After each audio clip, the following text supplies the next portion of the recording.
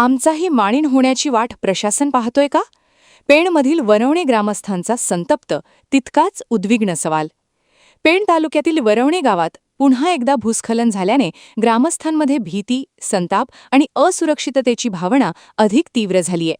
5 ते 7 जुलै दरम्यान झालेल्या मुसळधार पावसानंतर डोंगराचा मोठा भाग कोसळून शेतकऱ्यांच्या कलमी आंब्यांच्या बागा मातीखाली गाडल्या गेल्या होत्या. भात शेतीवरही मातीचे प्रचंड ढिगारे साचल्याने मोठे आर्थिक नुकसान झाले. मात्र या घटनेनंतरही प्रत्यक्ष पाहणीसाठी कोणतेही अधिकारी फिरकले नसल्याचा गंभीर आरोप ग्रामस्थांनी केलाय. सतत सुरू असलेल्या पावसामुळे डोंगराचा आणखी एक भाग पुन्हा खचल्याने गावावर नवे संकट निर्माण झाले. वारंवार होत असलेल्या भूस्खलनामुळे आता राहती घरही धोक्याच्या सावटाखाली आली आहेत. त्यामुळे कधीही मोठी दुर्घटना घडू शकते अशी भीती व्यक्त होत आहे.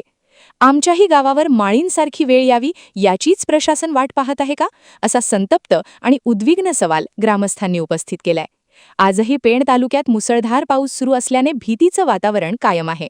प्रशासनाने तातडीने परिसराची पाहणी करून धोकादायक भागातील नागरिकांचं पुनर्वसन, नुकसानग्रस्तांना त्वरित मदत आणि कायमस्वरूपी उपाययोजना करावी अशी जोरदार मागणी ग्रामस्थांनी केली आहे. अन्यथा प्रशासनाच्या अक्षम्य दुर्लक्षामुळे एखादी मोठी दुर्घटना घडल्यास संपूर्ण जबाबदारी यंत्रणांवर राहील, असा इशाराही नागरिकांनी दिलाय.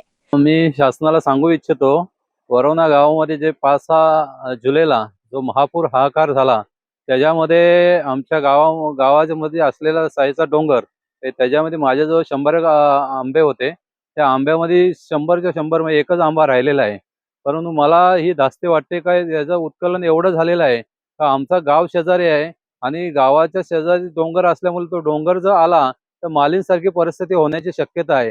आणि मालीन झाल्यानंतर शासन ह्या दरबार येईल काय, हे मला शंका वाटते. पण आमच्या इथे माजी खासदार दादा धैर्यशील पाटील यांनी 2-3 वेळा येऊन पाहणी केली आणि प्रत्यक्षात पाहणी केली, प्रत्यक्षात इथे येऊन सर्व पाहिले.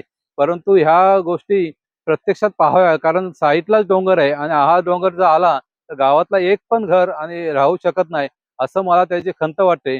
माझी आई, माझं संपूर्ण कुटुंब, आमचे सर्व नातेवाईक एकदम डोंगराच्या कडेला राहतात. एक दिवस शासनाने येऊन आम्हाला त्यांचे हे केलं, परंतु हे प्रत्यक्षात पाहणी करावं आणि त्यांनी आमचं असलेला पुढचं जीवन व्यवस्थित करावं असं आम्हाला वाटतं. वादळवारा लाईव्हसाठी किरण बांधणकर, पेण. नवी मुंबई व रायगड जिल्ह्यातील ताज्या बातम्या आणि घडामोडींसाठी सबस्क्राईब करा वादळवारा लाईव्ह चॅनल आणि दाबा बेल आयकॉन.